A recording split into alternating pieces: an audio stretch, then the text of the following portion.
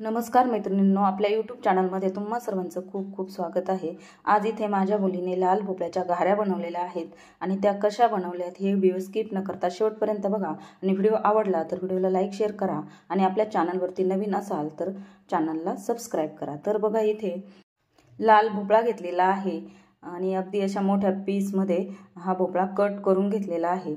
बघा, या पद्धतीने आपल्याला इथे लाल भोपळा असा कट करून घ्यायचा आहे आणि त्यानंतर आपल्याला गॅसवरती एका कढईमध्ये भोपळा उकडवून घ्यायचा आहे। तर त्यासाठी बघा, इथे गॅसवर कढई ठेवायची आहे आणि कढईमध्ये आपल्याला पाणी घालून घ्यायचं आहे। त्यानंतर त्या पाण्यामध्ये एक स्टँड ठेवून आपल्याला चाळणीवरती हे सर्व फोडी लाल भोपळ्याच्या आपल्याला उकडवून घ्यायचे आहे। तुम्ही कुकरमध्ये हे बॉईल करून घेऊ शकता। बघा, या पद्धतीने सर्व अशा लाल भोपळ्याच्या फोडी आपल्याला ठेवून घ्यायच्या आहेत।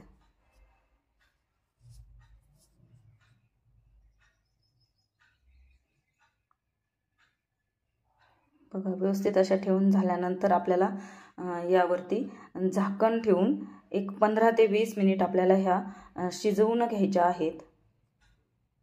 बघा, इथे 15 ते 20 मिनिटं झालेली आहे आणि आपल्याला अशा सुरीने चेक करून बघायच्या आहे की शिजल्या आहेत की नाही। व्यवस्थित जर सुरीमध्ये घुसली तर समजायचं या पूर्ण अशा लाल भोपळा शिजलेला आहे आपला इथे। त्यानंतर गॅस बंद करून आपल्याला हे थोडंसं थंड होण्यासाठी काढून घ्यायचं आहे आणि नंतर बघा, ह्या लाल भोपळ्याला जी अशी साल असते ती आपल्याला अशी सुरीच्या साहाय्याने काढून घ्यायची आहे। बघा, इथे सर्व साल आपल्याला काढून घ्यायची आहे।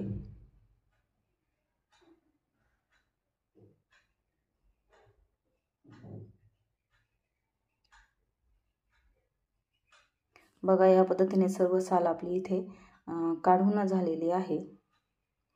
त्यानंतर आपल्याला ह्या फोडी एका मोठ्या बाउलमध्ये काढून घ्यायच्या आहेत आणि त्या आपल्याला असं स्मॅशरने स्मॅश करून घ्यायच्या आहेत। बघा,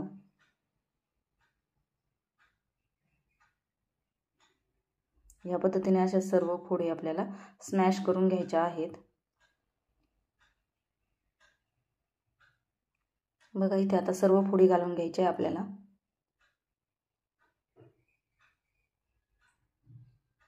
आणि सर्व फोडी अशा स्मॅश करून घ्यायच्या आहेत। आणि त्यानंतर यामध्ये आपल्याला 1 वाटी गूळ घालायचा आहे। तुम्ही इथे गूळ पावडर घातली तरीही चालेल किंवा गूळ बारीक किसून घातला तरी चालेल। इथे गूळ पावडर घालून घेतलेली आहे आणि पूर्ण आता हे मिक्स करायचं आहे। आणि फोडी थोड्याशा गरम म्हणजे अशा कोमट असतानाच आपल्याला गूळ घालायचा आहे, म्हणजे गूळ व्यवस्थित असा वितळला जातो। त्यानंतर असं चमच्याच्या साहाय्याने व्यवस्थित असं मिक्स करून घ्यायचं आहे आणि कुठे गुठळ्या वगैरे असतील तर त्या व्यवस्थित अशा फोडून घ्यायच्या आहे। व्यवस्थित असं मिक्स करून घ्यायचं आहे। बघा, इथे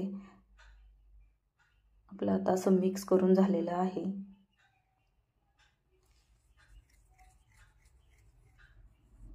त्यानंतर यामध्ये आपल्याला अर्धा चमचा इलायची पावडर घालायची आहे, अर्धा चमचा सुंठ पावडर घालायची आहे। त्यानंतर आपल्याला इथे थोडंसं जायफळ असं किसून घालायचं आहे। खूपच छान टेस्ट येते इलायची पावडर जायफळ सुंठ घातल्याने। बघा, इथे आपलं थोडंसं जायफळ किसून झालंय। त्यानंतर आपल्याला 1 चमचाभर बडीशेप थोडीशी अशी कुटून घालायची। त्यानंतर असं चिमूटभर मीठ घालायचं आहे चवीसाठी आपल्याला आणि हे पुन्हा एकदा असं व्यवस्थित मिक्स करून घ्यायचं आहे।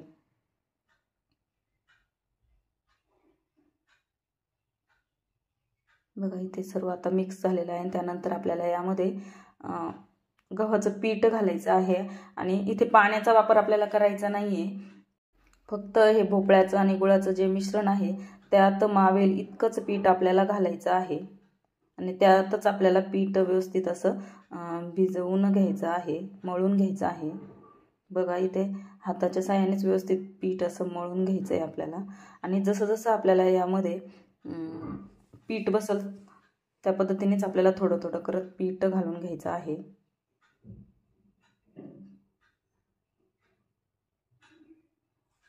बघा या पद्धतीने सर्व असं आपल्याला व्यवस्थित मळून घ्यायचं आहे। बघू शकता इथे या पद्धतीने पीठ आपल्याला व्यवस्थित मळून घ्यायचं आहे। बघा इथे आपलं पीठ मळून झालेलं आहे आणि त्यानंतर आपल्याला यावरती थोडंसं तेल घालून घ्यायचं आहे।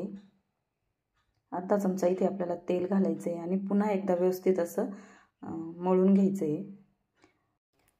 पीठ इथे आपल्याला जरासं घट्टच ठेवायचं आहे आणि लगेचच आपल्याला घाऱ्या लाटून घ्यायच्या आहेत। जर जास्त वेळ जर पीठ राहिलं तर गुळामुळे पिठाला पाणी सुटतं आणि घाऱ्या व्यवस्थित होत नाही, म्हणून आपल्याला लगेचच घाऱ्या लाटायला घ्यायच्या आहेत। बघा एक असा गोळा घेऊन त्याला दोन्ही बाजूने तेल लावून आपल्याला घाऱ्या लाटून घ्यायच्या आहेत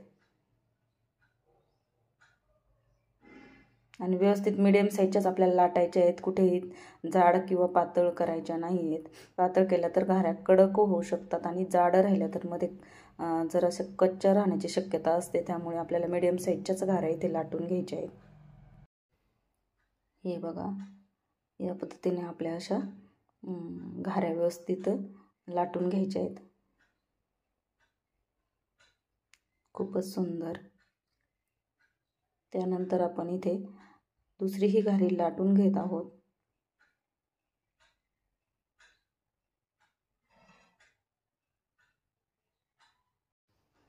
याच पद्धतीने आपल्याला सर्व घाऱ्या इथे बनवून घ्यायच्या आहेत। बघा बघा इथे जवळजवळ अर्ध्या घाऱ्या लाटून झालेल्या आहेत। आपण आता ह्या तळून घेऊ। तर गॅसवरती कढईमध्ये तेल तापण्यासाठी ठेवलेलं आहे आणि आपलं तेल तापलं की नाही हे आपल्याला चेक करायचं आहे। तर थोडंसं आपल्याला यामध्ये पिठाचा गोळा घालून घ्यायचा आहे। तर बघा वरती तरंगला तर तेल आपलं तापलेलं आहे असं समजून आपल्याला सर्व घाऱ्या तळून घ्यायच्या आहेत। बघा या पद्धतीने उलटपालट करत आपल्याला पुरी ज्याप्रमाणे तळतो त्याप्रमाणेच ह्या घाऱ्या पूर्ण तळून घ्यायच्या आहेत आणि गॅस फ्लेम आपल्याला मीडियमच ठेवायचे आहे। जर जास्त फ्लेम ठेवली तर लवकर करपतात, त्यामुळे मीडियम फ्लेमवरतीच आपल्याला घाऱ्या पूर्ण तळून घ्यायच्या आहेत। बघा वा किती छान, खूपच सुंदर ह्या घाऱ्या बनलेल्या आहेत। बघा या पद्धतीने आपण आता एक एक करून सर्व घाऱ्या तळून घेणार आहोत। तर ह्या माझ्या मुलीने बनवलेल्या घाऱ्या आपल्याला आवडल्या की नाही मला हे कमेंटमध्ये नक्की सांगा। बघा व्यवस्थित असं उलट पालट करत आपल्याला दोन्ही बाजूनी व्यवस्थित तळून घ्यायचे आहे आणि मुलीला माझ्या स्वयंपाक करायला फार आवडतो, तर ती असं अधूनमधून म्हणत असते की मी करते म्हणून। तर आज बोलली मी करणार आहे, तर केल्या तिने आणि कशा वाटल्या तर तुम्ही मला कमेंटमध्ये सांगा आणि व्हिडिओ आवडला तर आपल्या व्हिडिओला लाईक शेअर आणि सबस्क्राईब नक्की करा। बघा या पद्धतीने आपल्याला आता तळून घ्यायच्या आहेत।